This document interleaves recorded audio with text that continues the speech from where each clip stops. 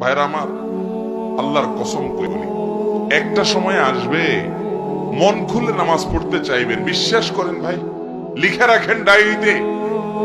আপনাকে যদি আল্লাহ হায়াতে বাঁচিয়ে রাখেন, যুবক ভাইয়েরা, তরুণ ভাইয়েরা, একটা বয়স আসবে মনে চাইবে একটু রবকে মন খুলে সেজদা দেই, একটু লম্বা করে রুকু করি।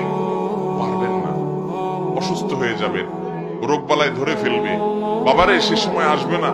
বৃদ্ধ মুরব্বীদেরকে, চাচাদেরকে জিজ্ঞাসা করেন, চাইলেও অজু ধরে রাখতে পারে না, নামাজ পড়তে পারে না, চাইলেও পারে না। একটা সময় আসবে চাইবেন, পারবেন না। নামাজটাকে সুন্দর করেন, সময় মতো পড়েন, অনেক রাকাত নামাজ পড়বেন, নফল নামাজ পড়বেন। এটার চেয়ে উত্তম হলো ফরজটা পড়লেন, মূল সুন্নত গুলাই পড়লেন, কিন্তু ধীরস্থিরতার সাথে পড়লেন।